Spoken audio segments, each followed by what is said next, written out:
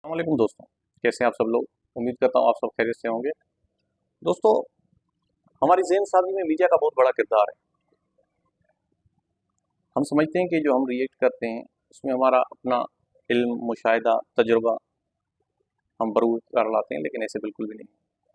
Media जो हमें feed करता है उसमें इलेक्ट्रॉनिक्स, प्रिंट और अब सोशल मीडिया का बड़ा किरदार है। हम समझते हैं कि फ़लाँ ऐसे हैं, फ़लाँ ऐसे हैं। बिल्कुल, ये हम अपनी सोच नहीं सोचते, ये हमें मीडिया फीड करता है। जब सर्द जंग थी, सेकंड वर्ल्ड वॉर के बाद, यूएसएसआर और अमेरिका बहादुर के बीच में बाइपोलर दुनिया थी उस वक्त। एक तरफ यूएसएसआर था जिसे सोशलिस्ट, और एक तरफ अमेरिका बहादुर था कैपिटलिस्ट, सरमाएदार और इश्तराकी निज़ाम की दोनों की जंग थी। तो उसमें अमेरिका बहादुर और उसकी मगरबी मीडिया ने जो बहुत बड़ा काम लिया वो सिर्फ और सिर्फ मीडिया से, और वो भी प्रोपोगंडा से। प्रोपोगंडा के तौर पे वो उसे एक टूल के तौर पे यूज़ करते थे कि वहाँ पे आयरन कर्टेन्स है, आईनी दीवार।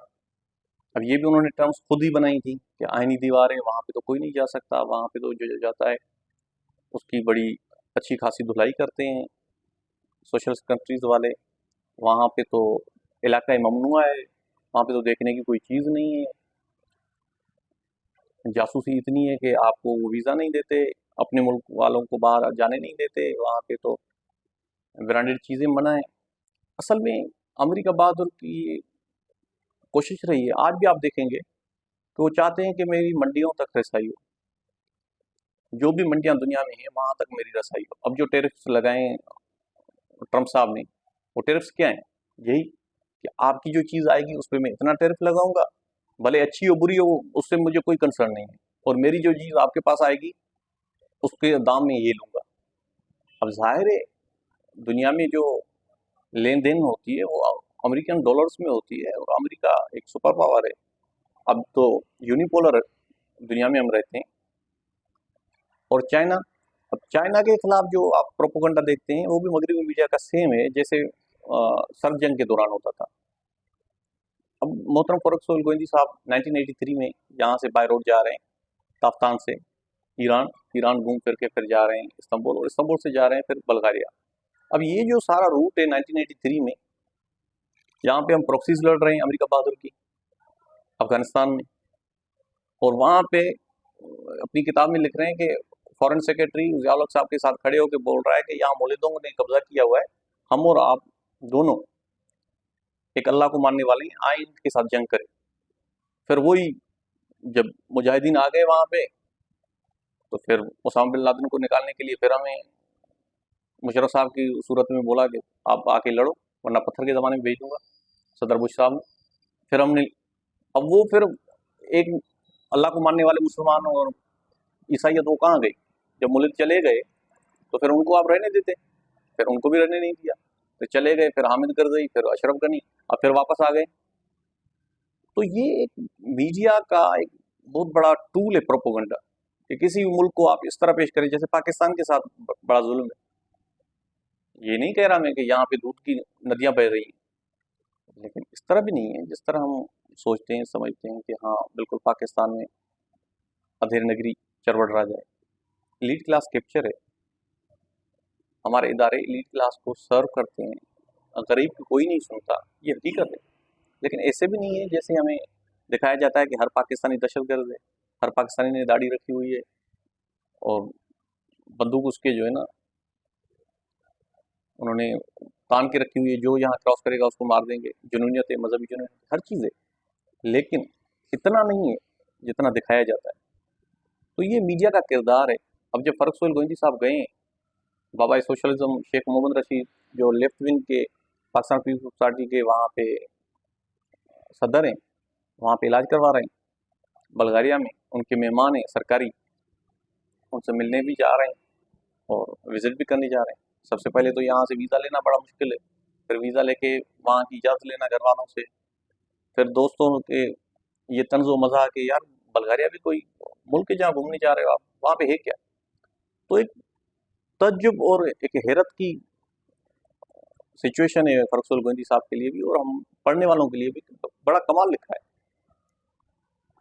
तकरीबन 200 पेजेज हैं बल्गारिया के लिए, स्पेशली सोफिया सोफिया और उसके छोटे छोटे छोटे दूसरे शहर।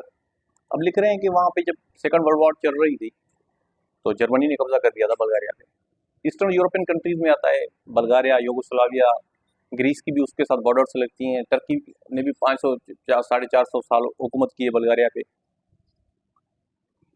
सिरिलिक अल्फ़ाबेट में ये अपनी रस्म ख़त में अपनी ज़ुबान लिखते हैं, जो फरुख गोविंदी साहब को पढ़ने में बड़ी दुश्वारी आ रही है।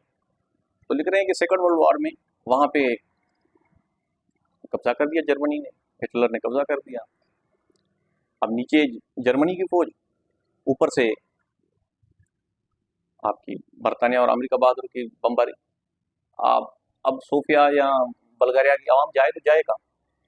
एक प्रोफेसर उनको बता रहे हैं कि सोया अपना जर्मनी ने तो कब्जा कर दिया, लेकिन जर्मनी ने इतना नुकसान नहीं दिया जितना हमें ऊपर से बमबारी करके बरतानिया और अमेरिका ने तबाह किया, बिल्कुल उजाड़ के रख दिया। उसके बाद वो यूएसएसआर और इश्तराकी निज़ाम में चले गए। लेकिन जो इश्तराकी निज़ाम की खसूसियतें बयान कर रहे हैं फरुख गोविंदी साहब, उस पर बहस की जा सकती है। और इवन इन्होंने भी उनकी, जैसे मसलन वहाँ पे लिख रहे हैं कि तुर्क मुसलमानों के लिए उन्होंने ऑर्डर किया है कि आप जो है ना मुसलमान वाले जो आपके मुसलमान वालों ने वाले नाम हैं उनको आप हटा के कोई और नाम चूज़ कर लें यहाँ के लोकल। तो शेख मोहम्मद रशीद साहब को भी कहते हैं कि ये सरासर गलत है। तो फरमाते हैं कि मैंने भी बताया है यहाँ के सदर को ये आप गलत कर रहे हैं, लेकिन इसका ताल्लुक कम्युनिज्म से नहीं है, इसका ताल्लुक है जो उस्मानियों और बल्गारियों के दरमियान जो रंजिश चल रही है 500 साल पुरानी, इसका ताल्लुक उससे है।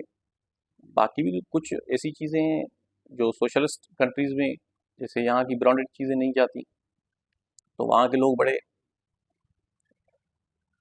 से देखते कि मर्सिडीज़ में ये जा रहे हैं, जीन्स, इवन डॉलर्स, वहाँ पे ये बड़ी अय्याशी समझी जाती थी। किसी के पास अगर जीन्स हो, किसी के पास अगर बहुत बड़ी वेस्टर्नाइज गाड़ी हो। तो कहने का मकसद ये है कि ये मीडिया के प्रोपेगेंडे थे, कुछ उनकी अपनी गलतियाँ भी थी। फिर 1989 में दोबारा डेमोक्रेसी आ गई, नाटो में शामिल हो गया, यूरोपियन यूनियन में आ गया बल्गारिया। अब भी एक खुशहाल मुल्क है, लेकिन क्या हम अपनी आज़ाद ज़हन साजी से सोचते हैं? बिल्कुल भी नहीं सोचते। बहुत सारी मिसालें दी जा सकती हैं, मैं इस वीडियो को लंबा नहीं करना चाहता। मैंने देखा है कि 2100 में आपको किताब मिलेगी, जमहूरी पब्लिकेशंस लाहौर, और दूसरे इदारे भी उसको आपको ऑनलाइन भेज सकते हैं। आप ऑनलाइन जाके इस किताब को खरीद सकते हैं। बहुत ही खूबसूरत किताब है, बहुत ही खूबसूरत किताब है। तकरीबन 800 सफ़हात पे मुश्तमिल है और बड़ी मेहनत और डिटेल लिखी है फरुख गोविंदी साहब ने। मुझे उम्मीद है कि ये वीडियो आपको पसंद आएगी। मिलते हैं नेक्स्ट वीडियो में। Thank you so much.